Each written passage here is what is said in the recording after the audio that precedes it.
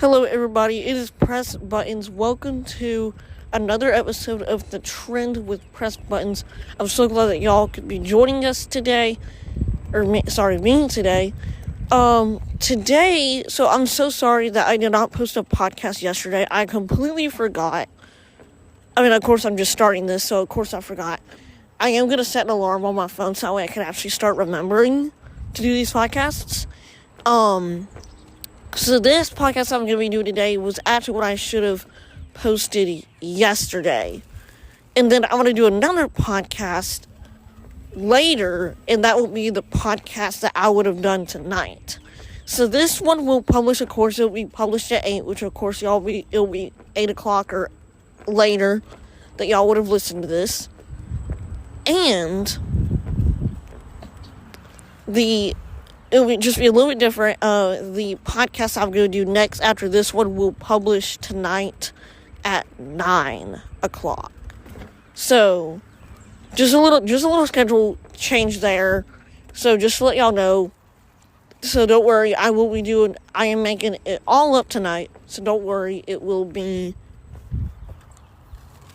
all made up tonight. So, today's podcast is going to be about something that I think everybody's heard about already. And actually, if you're wondering, I'm outside on my Segway right now, riding around my neighborhood, because it feels really, really good out today. So I thought, why not go ride around outside? Right now, it is March 3rd at 5:58 p.m.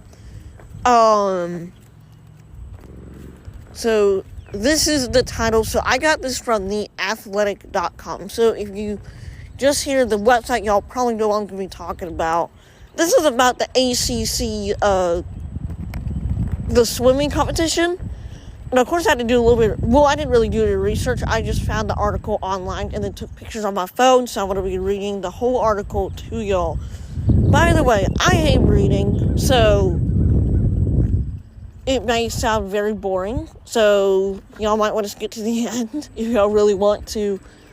But anyway, let's go and get started. So the title of this is The Dumbest Rule in Swimming. NC State's Owen Lloyd stripped of ACC title for celebrating with teammate. That is very, very stupid. I don't know how that would necessarily be. Like, I know for schools, people... Like I know for schools, like at my school, in high school, for, football, you can't, dance on people. Dance. Kind of like in the NFL, people, do this dance called the gritty. I'm not sure if a lot of y'all know that, but if y'all watch the NFL, y'all might know what I'm talking about. I forgot what player started it, though. But anyway, this guy, in my high school, you're not necessarily allowed to, dance, basically, whenever you get, a touchdown. As in, the NFL, you are allowed to, because, of course, it's just, professional football. So, I guess they're kind of following those rules with this ACC swimming competition.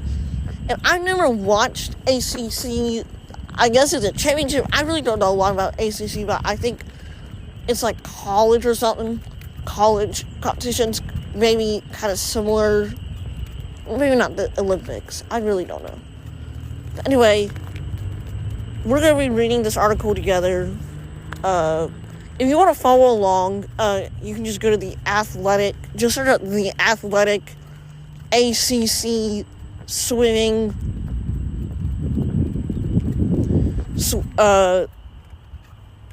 ACC swimming, and I'm sure it will pull up. Or I'll just say the very accurate web address, theathletic.com/53004/123/03/01/NC-state-swimmer-ACC-championship/. So it should take you to this article so y'all can go and read along with me. Here we go.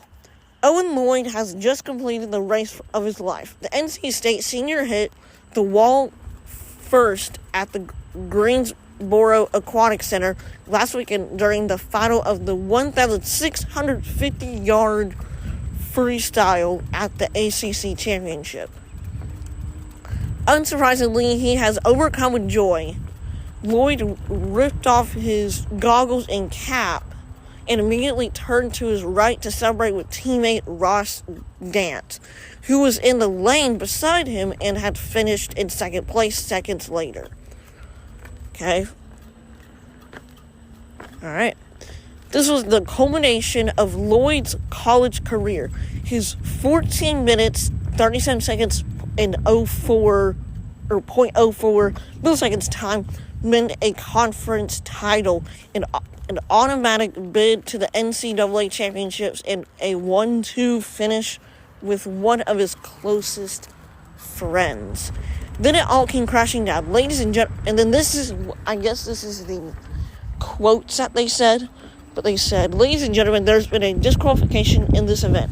33 Heat 4, the PA announcer said to the crowd. Lane 4 was disqualified for crossing into another competitor's lane. First of all, he already finished the race. I don't know. We're going to find out what else. This is actually very, very interesting. I only like reading stuff that I'm actually interested in. Like, I don't like reading, like, anything. Like, I do not like... I'm just not going to say it, because some of y'all might get very mad at me for saying that.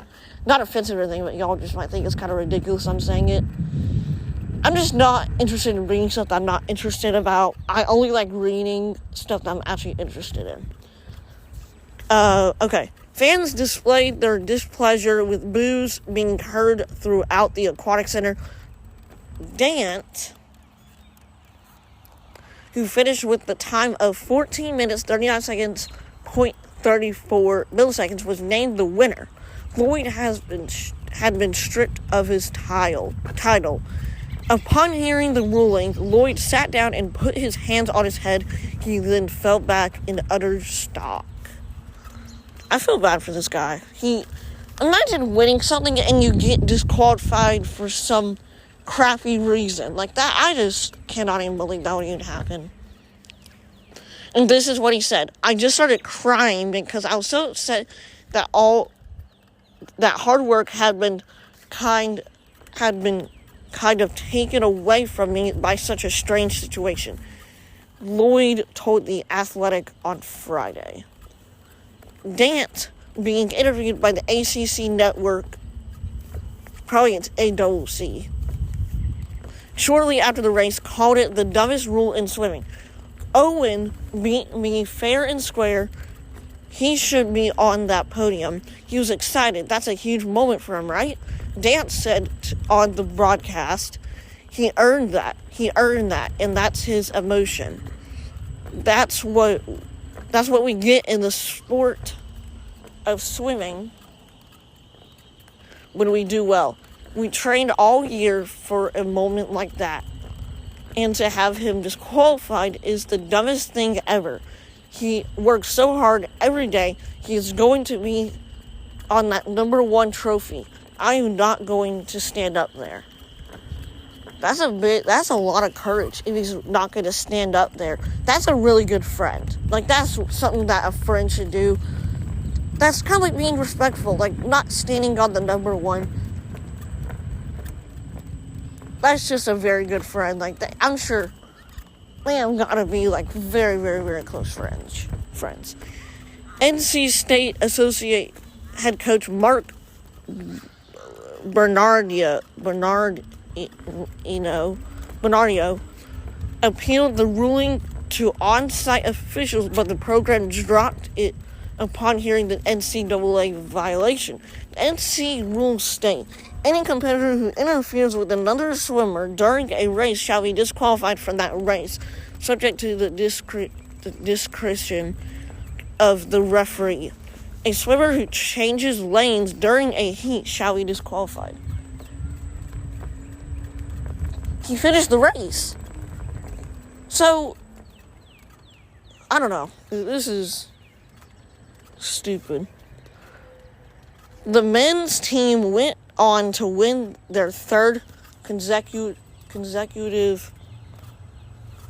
ACC team title, but Lloyd and Dant both told The Athletic that now, just to let y'all know, The Athletic is the website thing where they talk about all this stuff. Now, the swimmers felt mixed emotions based on what transpired in the 1,650 freestyle. That was a huge amount to me to become an ACC champion after really kind of climbing up the ranks throughout the team, throughout the conference and nationally as well, Lloyd said Friday. I've seen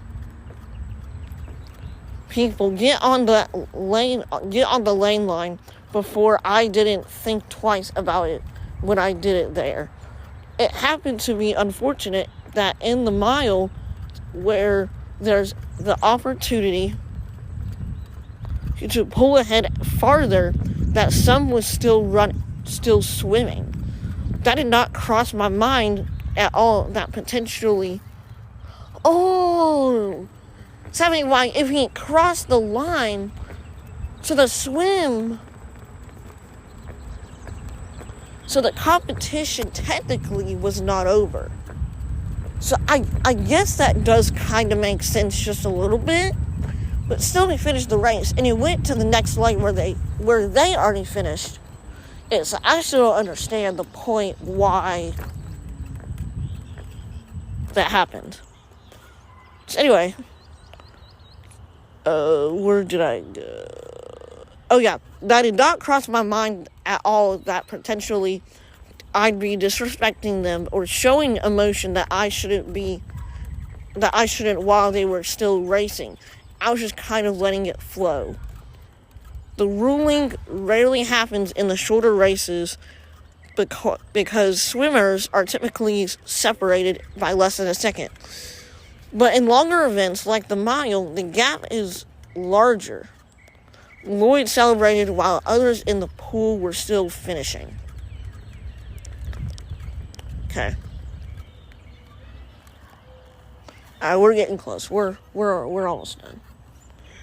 Dant, however, completed this race by the time Lloyd came over. He wasn't interfered with, and in his mind could not see a way Lloyd affected anyone else that day. Dant said he understands the need for the rule, but wants the wording changed.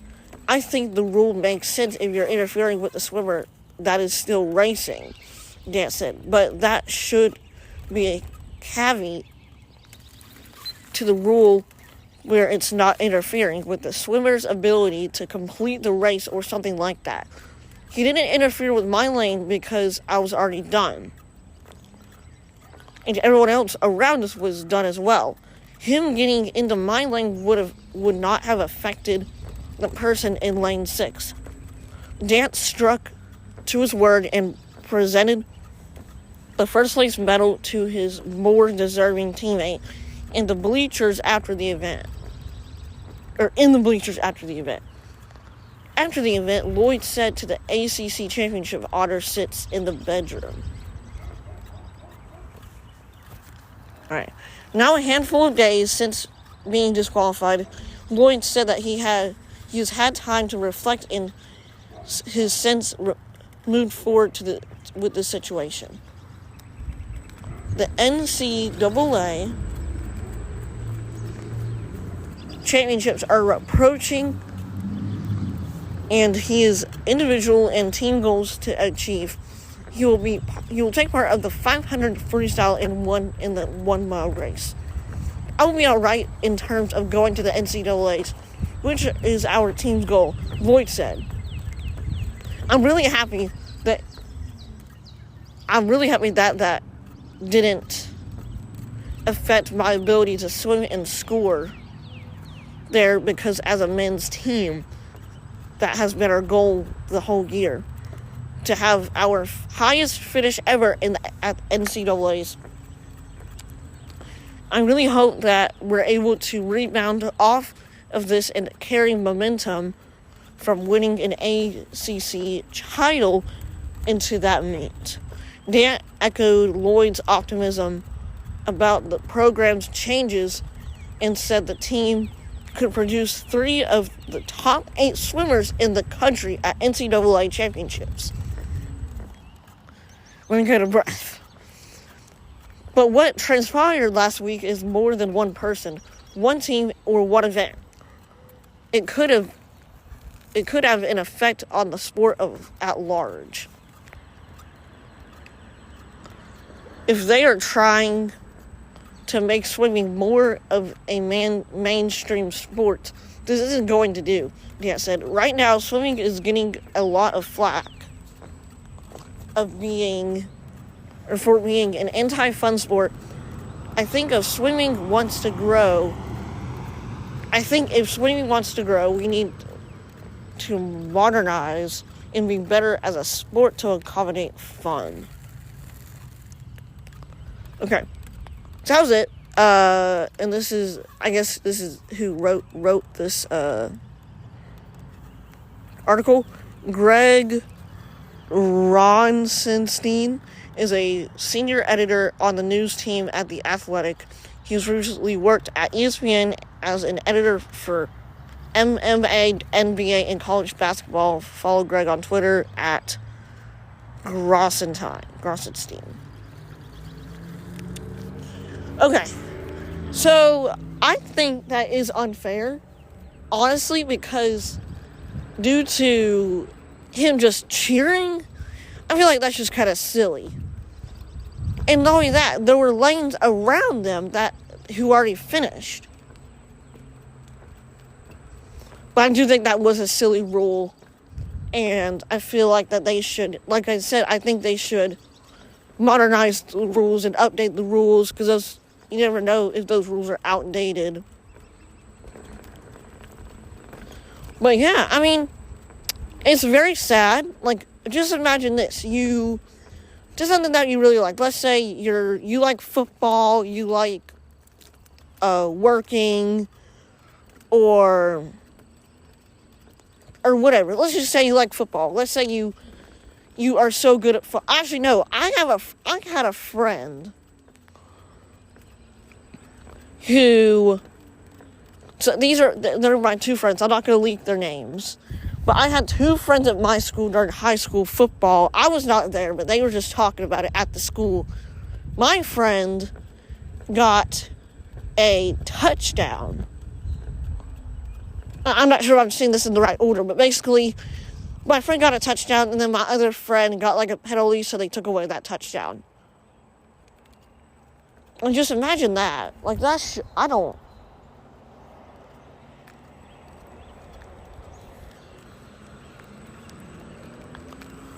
I think that's just a little bit sad, because, yeah, I honestly just think that that's just a very, very sad thing. And just imagine just working so hard for something and then you get disqualified for something very, very silly. It's like, I just think that's just not even, that's just very, very silly and very bad and all that. Yeah, so in my opinion on that article, I would say that was a very, very, very interesting story. I'm glad I read it to kind of learn more about this situation, because I saw it, I heard about it, I saw it on YouTube, and I thought that this was old news, but then I found out, on, my dad watches Fox News at night. By the way, shout out to my dad. He's amazing, he's awesome. He's one of the big supporters of my podcast, so thank you so much, Dad, for supporting my podcast. He watches Fox News every day, and the show that was on with Sean Hannity, not Sean Hannity, Greg Gutfeld, and he's more like one of the casual kind of people who kind of like talks about like funny stuff and all that. So, and basically, they were talking about it, so I was probably thinking, oh wait, so that actually is very recent, because it literally just happened a few days ago. Yeah, very interesting story. But yeah, alright guys, thank y'all so much for listening to the Travel Press Buttons. I really appreciate y'all tuning in today, and I hope that y'all have a great rest of your night. Okay, thank y'all so much for listening. Peace out. Bye.